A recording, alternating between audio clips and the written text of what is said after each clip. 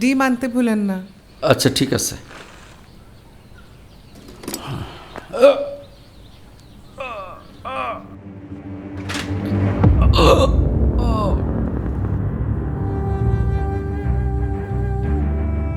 পাখির বাবা, পাখির বাবা, পাখির বাবা! আর করবো না, পাখি, আর করবো না, তোমার বাবা স্ট্রোক করেছে, দ্রুত বাড়ি চলো।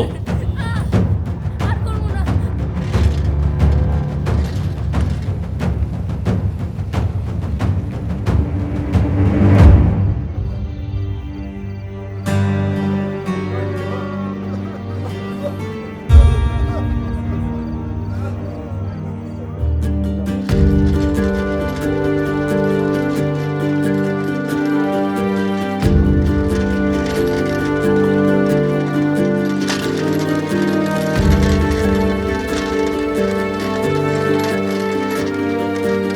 পাখি, কোথায় যাচ্ছ তুমি?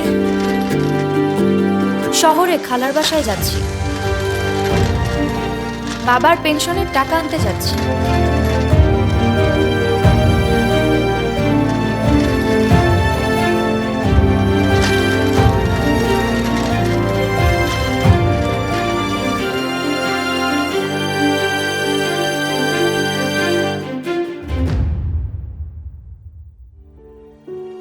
আর তোমারই তো এখন হাল ধরতে হইব বুবু।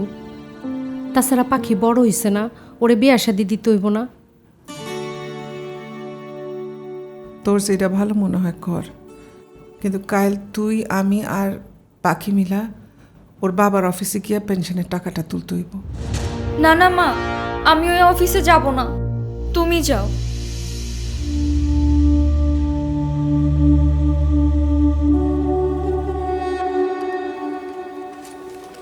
স্যারের সাথে কেউ দেখা করতে আসলে বাইরে 3-4 ঘন্টা অপেক্ষা করতে হয়।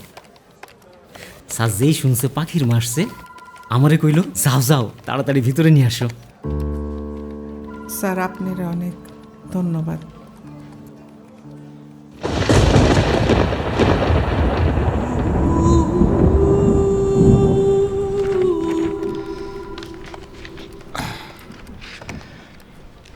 পেনশনের ব্যাপারটা আমি যত দ্রুত সম্ভব চেষ্টা করব যে 1 সপ্তাহের মধ্যে ক্লিয়ার করে দিতে।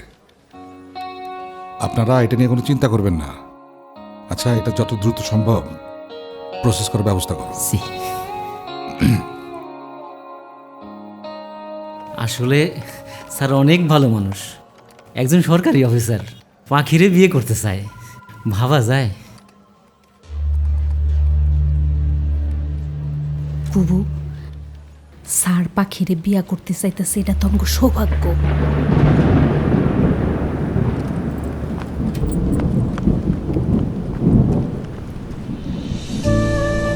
ঝড় হবে, ঝড় পাখিদের জন্য বিপজ্জনক।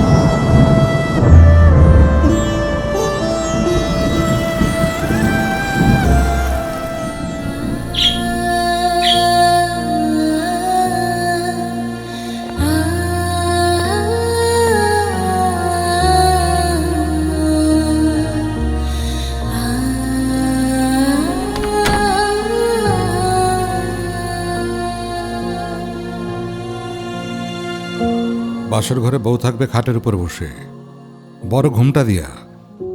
আমার ও জানলার এখানে কি করে? আসো আসো।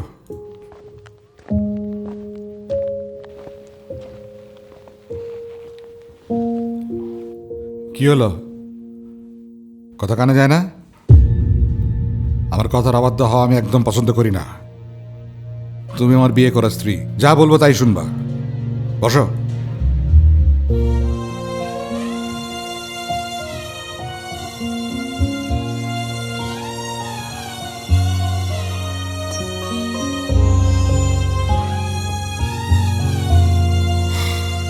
তোমারে প্রথম যখন আমি দেখি, আমার মাথা ঠিক ছিল না, মাথা কাজ করে নাই। এমন মায়াবী মাসুম চেহারা আমি জীবনেও দেখি নাই। তুমি নাকি রবীন্দ্রনাথ পড়ো? জি। কন্যার কোমল হাতটি যখন আমার হাতে পড়িল,